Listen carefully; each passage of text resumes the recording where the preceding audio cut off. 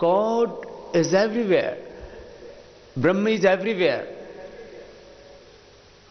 तो फिर हम उसका एक्सपीरियंस क्यों नहीं करते हैं? बिकॉज ऑफ अज्ञान, अविद्या, अविवेक, अश्रद्धा, अनास्था, अप्रीति, अकर्मण्यता। तीन ही कारण हैं, अज्ञान, अनास्था, अश्रद्धा। अज्ञान, अश्रद्धा, अकर्मण्यता, तीन को हटा दो तो भगवान सदा प्राप्त है। और आपको इतना सुख मिलेगा, इतनी शांति मिलेगी, इतनी संतुष्टि मिलेगी, इतनी तृप्ति मिलेगी, आपके जीवन में इतनी दिव्यता आएगी। और जिसके पीछे सारी दुनिया पागलों की तरह दौड़ती है, सत्ता, संपत्ति, सम्मान, सुख, सफलता, ऐश्वर्य, ये आपके पीछे पीछे दौड़ेगा।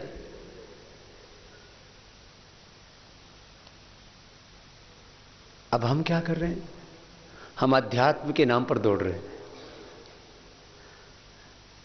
अध्यात्म के लिए कहीं जाने की जरूरत है ही नहीं, अध्यात्म के लिए बाहर का कुछ पाने की जरूरत है ही नहीं। अपने को पकड़ो, अपने स्वभाव में जियो। पानी में मीन पियासी रे मोहि सुनि सुनि आवत हासी, आत्म ज्ञान बिना नर भटके, कोई मथुरा कोई काशी। जैसे मृगानाभि कस्तूरी, वन वन फिरत उदासी रे मोहि सुनि सुनि आवत हासी। जाको ध्यान धरे विधि हरिहर मुनि जन सहस 88, सो तेरे घट माहि विराजे, परम पुरुष अविनाशी रे मोहि सुनि सुनि आवत हासी। है हाजिर के ही दूर, बतावे दूर की बात निराशी। कहे कबीर सुनो भई साधु, गुरु बिन भ्रम न जासी रे मोहि सुनि सुनि आवत हासी। आनंद स्रोत बह रहा पर तो उदास है, अचरज है जल में रह के मछली को प्यास है। रुक ज्ञान चक्षु खोल जरा देख तो सही, जिसको तो ढूंढता वो सदा तेरे पास है। फूलों में जो सुवास, ईख में मिठास है, भगवान का तु विश्व के कण कण में वास है। कुछ तो समय निकाल आत्म शुद्धि के लिए, नर जन्म का उद्देश्य न केवल विलास है। आनंद मोक्ष का न पा सकेगा तब तलक, तू जब तलक प्रकाश इंद्रियों का दास है। धर्म को, अध्यात्म को, योग को, आत्मा, परमात्मा और प्रकृति को ठीक ठीक समझना।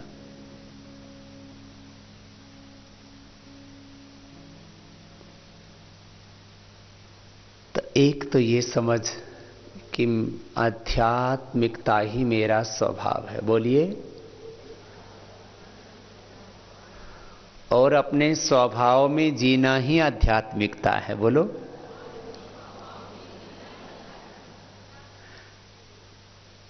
बार बार प्रयत्न करो अपने स्वभाव में जीने की, चेष्टा करो।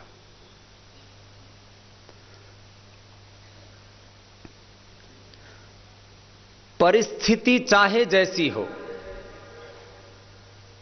हमारी मनः स्थिति डगमगानी नहीं चाहिए। इसी को कहा योगश्चित्त वृत्ति निरोध। वृत्तियों के प्रवाह में आप बहे नहीं। वृत्ति सारूप्य में इतरत्र, वृत्ति सारूप्य में खो गए। जैसे वृत्ति उठी वैसे ही हो गए, ये तो भोग है। वृत्ति सारूप्य में इतरत्र, ये योग से भिन्न अवस्था है। वृत्ति जैसी उठी वैसे ही हो गए, जैसे परिस्थिति उठी उसी में बह गए, प्रवाहों में बह गए, बह गए। ये तो योग से भिन्न अवस्था है, इसको जो भी नाम दो। योगश्चित्त वृत्ति निरोध तदा दृष्टु स्वरूप अवस्थानम। और ऐसे जीते हो तभी समता में जीते हो। समत्तम योग उच्यते। उस समय आप कुशलता से अपने कर्तव्यों का निष्पादन कर सकते हो। यही योग कर्मसु कौशलम है। और जैसे जैसे अपने स्वभाव में जीने का तुम्हारा अभ्यास हो जाएगा, अपने स्वभाव में हम 24 घंटा जीने लग जाएंगे तो योगो ही प्रभावाप्य, हमारे अशुभ का क्षय होता जाएगा। पहले हमारे क्लेश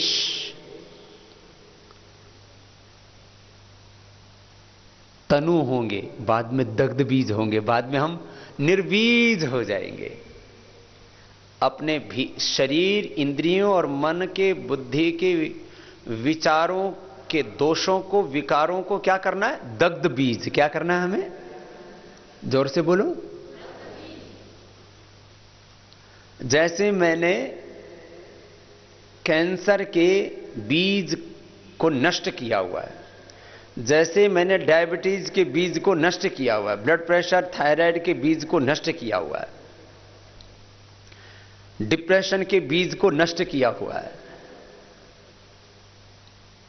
मुझे डिप्रेशन नहीं हो सकता है, मुझे थायराइड की बीमारी नहीं हो सकती, मुझे ब्लड प्रेशर, हार्ट की बीमारी, शुगर नहीं हो सकता, मेरे शरीर में एसएलईएमएस, ऑटोइम्यून डिजीज, कैंसर जैसे रोग नहीं हो सकते, मेरा लीवर, मेरी किडनी फेल नहीं हो सकती, क्योंकि मैंने योग से अपने विकारों को दग्ध बीज किया हुआ है, रोगों को। ऐसे ही आप गौरव से कह सकें कि मैंने अपने काम को दग्ध बीज कर दिया है, मैंने अपने क्रोध को बोध में रूपांतरित कर दिया है, मैंने काम, क्रोध, लोभ, मोह, अहंकार के जो बीज है उनको नष्ट कर दिया, दग्ध बीज हो गया हूं मैं। अविद्या, अस्मिता, राग, द्वेष, अभिनिवेश, इन क्लेशों को और प्रमाण, विपर्य, विकल्प, निद्रा, स्मृति रूप जो वृत्तियां हैं उनको मैंने दग्ध बीज कर दिया है। ये निर्बीज करने की साधना है। गुरु कहते हैं बीज मंत्र देते हैं, ये बीज मंत्र है निर्बीज होने का। हमें निर्बीज होना है, दग्ध बीज होना है, हमें जीते हुए जीवन मुक्त होना है, देह में रहते हुए विदेह होना है, हमें प्रतिप्रसव को उपलब्ध होना है। जन्म जन्मांतरों से जो कर्माशय, संस्कार, वासनाओं का जो सूक्ष्म अस्तित्व है अपने भीतर, उसका भी प्रतिप्रसव करना है। इसको बोलते हैं प्रतिप्रसव साधना। क्या है बोलो? प्रतिप्रसव। अपने संस्कारों में विलीन हो जाएं ये सारे प्राकृतिक भाव। पुरुषार्थ शून्यानाम गुणानाम प्रतिप्रसव कैवल्यम स्वरूप प्रतिष्ठा व चिति शक्ति रीति।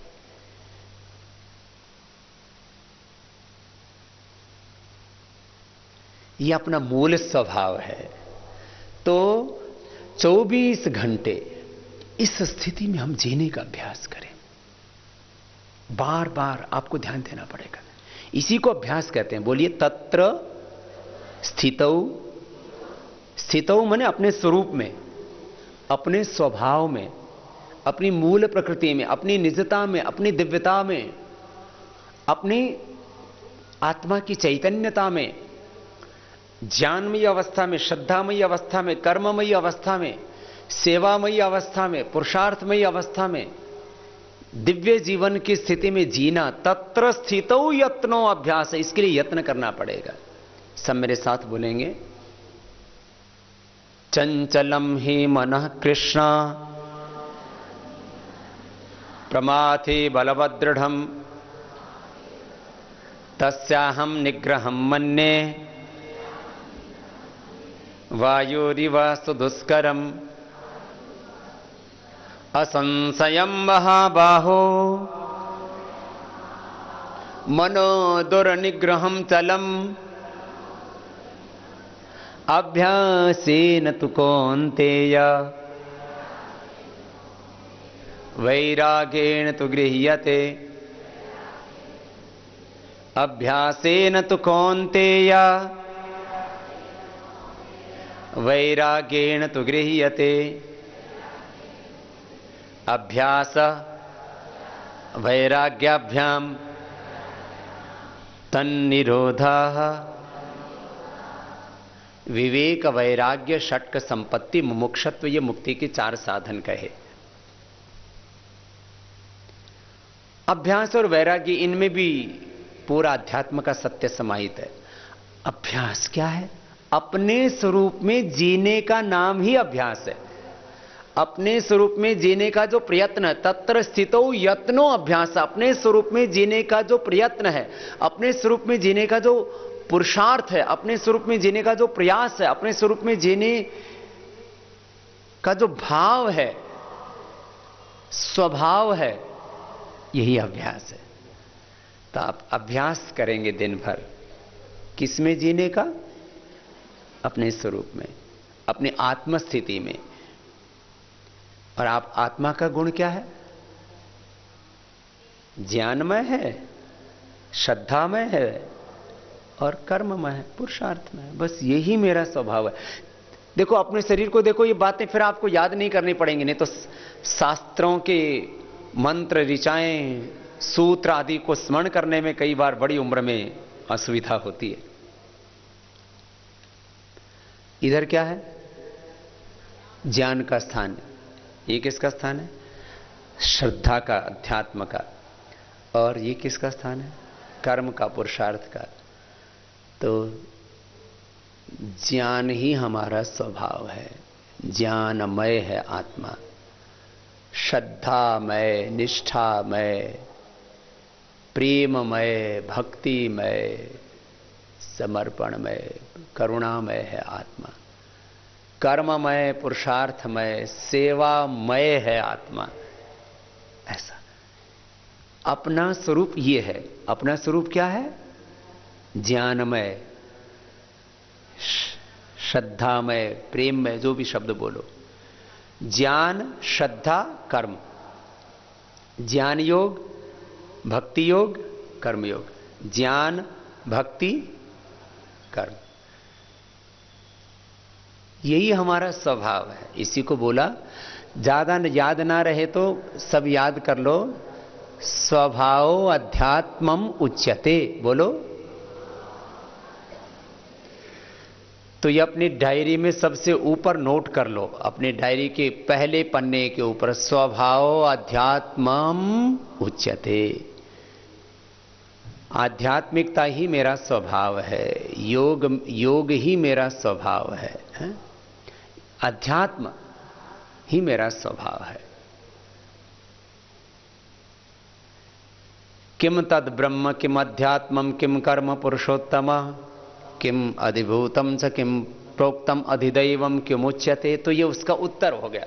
तो आज ये गीता का एक श्लोक भी आपने समझ लिया तो जीवन का उद्धार हो जाएगा, बेड़ा पार हो जाएगा। तो ज्ञानमय जीवन जिएंगे, श्रद्धामय जीवन जिएंगे, कर्ममय, पुरुषार्थमय, सेवामय। कर्म बोलो, पुरुषार्थ बोलो, सेवा बोलो, एक ही बात है। तो इसका मैं रेफरेंसेस देता हूं।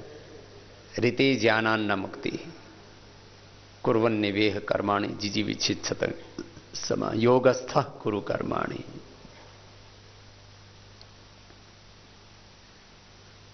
श्रद्धावान लभते ज्ञानम तत्परः संयतेन्द्रिय। श्रद्धा, वीर्य, स्मृति, समाधि, प्रज्ञा पूर्वक इतरेषाम्।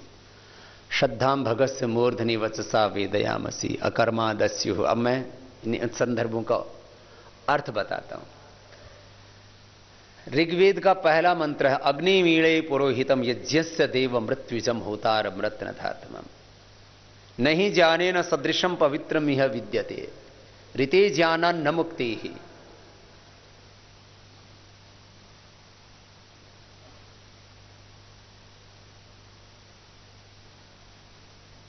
ज्ञान के बिना न तो व्यक्तिगत जीवन चल सकता, न पारिवारिक जीवन चल सकता, न सामाजिक, न आर्थिक, न राजनीतिक जीवन चल सकता, न खेती हो सकती, न कोई बिजनेस हो सकता, न कोई व्यवहार हो सकता, न कोई व्यापार हो सकता, न हमारे आत्मा का उद्धार हो सकता। इसलिए सबसे ऊपर भगवान ने क्या दिया? मस्तिष्क। और मस्तिष्क में क्या दिया? ज्ञान। ये ज्ञान है। दूसरा ये स्थान है श्रद्धा का। श्रद्धाम भगस्य मूर्धनि वचसा वेदयामसि। सबसे बड़ा ऐश्वर्य उस श्रद्धा को कहा है। सब देवताओं ने, ऋषिमुनियों ने, योगियों ने, तपस्वियों ने, आत्मवेत्ताओं ने ब्रह्मवेत्ताओं ने सर्वोच्च स्थान श्रद्धा को दिया है। श्रद्धा से ही ज्ञान की उत्पत्ति होती है। श्रद्धावान लभते ज्ञानम तत्परः संयतेन्द्रियः ज्ञानम लब्ध्वा परम शांतिम अचिरेणाधिगच्छति। जिनके हृदय में श्रद्धा होती है उनके जीवन में सद्ज्ञान उतरता है, उनके जीवन में सत्कर्म होते हैं, सतपथ पर आगे बढ़ते हैं। ये केंद्र में है। ये ठीक होगा तो ये भी ठीक होगा, ये ठीक होगा तो ये भी ठीक होगा। इसमें श्रद्धा होनी चाहिए, निष्ठा होनी चाहिए, समर्पण होना चाहिए, प्रीति होनी चाहिए। एक क्षण के लिए भी अश्रद्धा ना हो। गुरु में, शास्त्र में, गुरु और शास्त्र के आप्त पुरुषों के वचनों में एक क्षण के लिए भी अश्रद्धा ना हो। धर्म में एक क्षण के लिए भी अश्रद्धा ना हो। स्वकर्म में, स्वकर्म ही स्वधर्म है। यतः प्रवृत्तिर्भूतानां येन सर्वम् इदं ततं स्वकर्मणा तम अभ्यर्च सिद्ध, स्वकर्मणा तम अभ्यर्च्य सिद्धिं विन्दति मानवः अकर्माः दस्युः। जो कर्म नहीं करते वो दस्यु हैं। राक्षसों के कोई सींग नहीं होते, राक्षस कोई अलग किस्म के नहीं होते और राक्षसियां कोई अलग किस्म की नहीं होती। ये तो ऐसे ही डराने के लिए सींग सांग लगा देते हैं, मोटे तगड़े कर देते हैं। अकर्मा दस्यु, जो कर्म नहीं करते वो दस्यु हैं, राक्षस हैं, नराधम हैं, पिशाच हैं।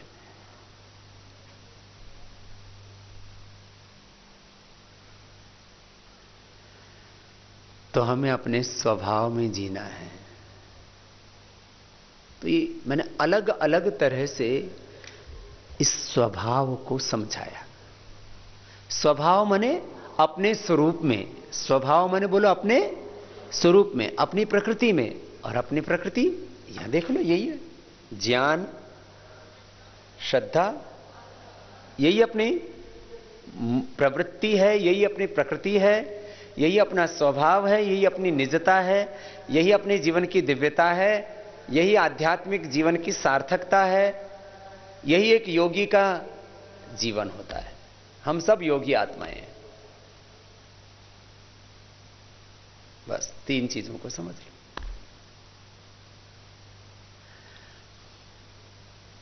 बार बार प्रयत्न करो अपने स्वभाव में जीने का।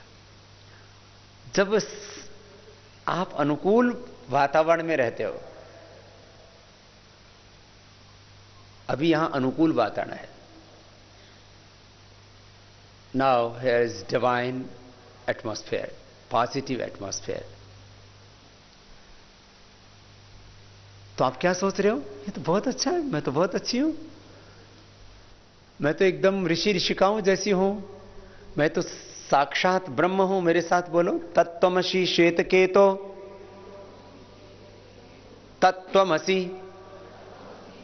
श्वेतकेतो प्रज्ञानम ब्रह्म अयम आत्मा ब्रह्म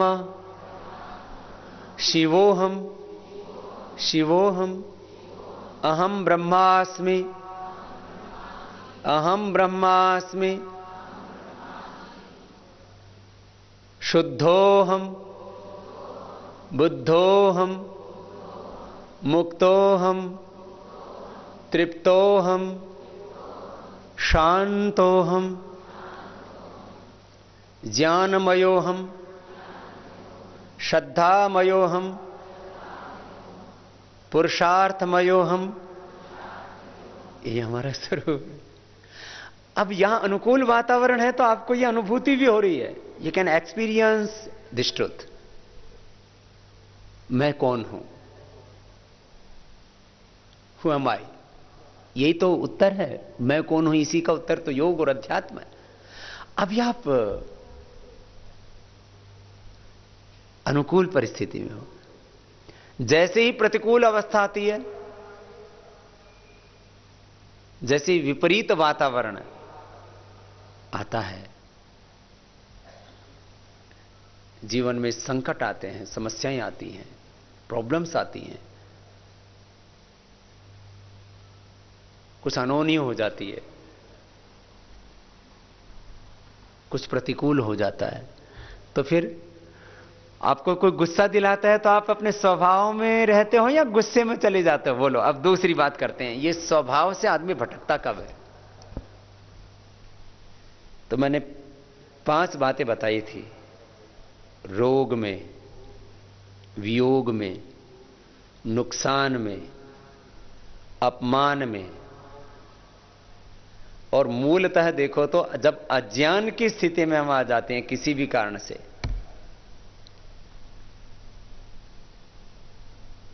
जो अनपेक्षित होता है,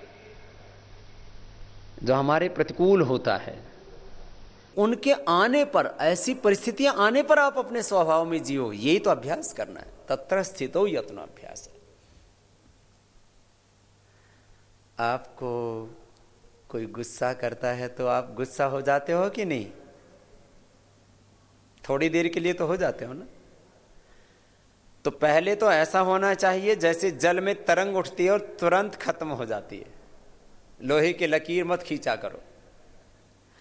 आपके सामने पानी रखा और उसमें अंगुली डाल करके एक दिन करके देखना। टब में पानी भरना और अंगुली डालो, उधर से निकालो, उधर से डालो, इधर निकालो, तो लकीर रहती है या खत्म हो जाती है? ऐसे ही तुम्हारे ये तरंगे उठती रहेंगी और ढलती रहेंगी, और बाद में तो वो भी उठनी बंद हो जाएंगी।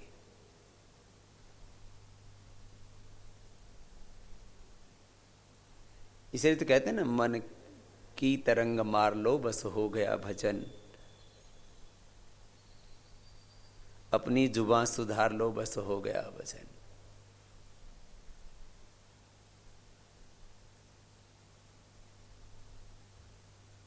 देखो, जब आकर के कोई आप के साथ गलत करे, आपकी हिंसा करे, तो वो एक अलग प्रकार का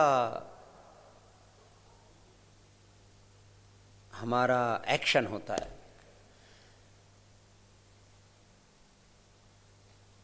ज्ञानपूर्वक हिंसा, ज्ञानपूर्वक क्रोध, ज्ञानपूर्वक युद्ध, युद्धस्व विगतज्वर, वो पाप, अन्याय, अधर्म के खिलाफ जो आप अपना कर्तव्य निर्वहन करते हो, वो एक अलग परिस्थिति होती है।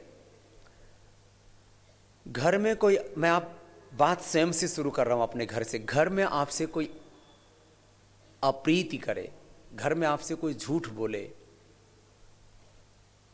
अब ये 10 यम नियम है ना, अहिंसा माने घर में हिंसा करे कोई आपसे, हिंसा माने बैर, घर में आपसे कोई बैर करे, अप्रीति करे, झूठ बोले, घर में कोई इधर लुका छुपी करे, चोरी चकारी करे, घर में कोई आपके साथ में अश्लीलता करे, घर में किसी का बहुत अधिक संग्रह का स्वभाव हो, घर में कोई बहुत गंदगी फैलाए, असुचिता माने हिंसा, अहिंसा का उल्टा हिंसा, हिंसा अहिंसा, सत्य का उल्टा झूठ, अहिंसा सत्य अस्तेय, ब्रह्मचर्य अपरिग्रह का उल्टा मैंने बताया, शौच संतोष तप स्वाध्याय ईश्वर प्रणिधान, असुचिता, असंतोष, अकर्मण्यता, आत्मविमुखता और नास्तिकता के वातावरण में भी आप अपने स्वभाव में जी सके।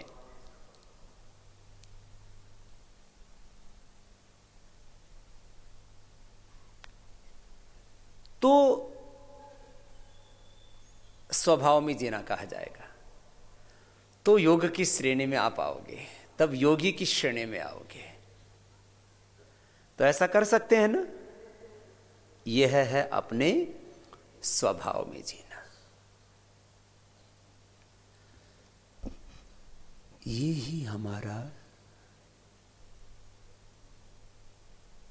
निज स्वरूप है, यही हमारी निजता है, यही आध्यात्मिकता है और यही योगी का आचरण है। स्वभाव अध्यात्म मुच्यते, अपने स्वरूप में जीना, अपनी निजता में जीना। बार बार इसके लिए आपको प्रयत्न करना पड़ेगा। जैसे ही विपरीत परिस्थितियां आती हैं तो एकदम से आप उद्विग्न हो जाते हैं, आपके भीतर प्रतिक्रिया होने लगती है, आप अशांत हो जाते हैं, आपा खो बैठते हैं।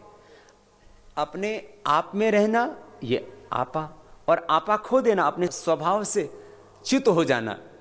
कहते हैं ना, इसने तो आपा खो दिया।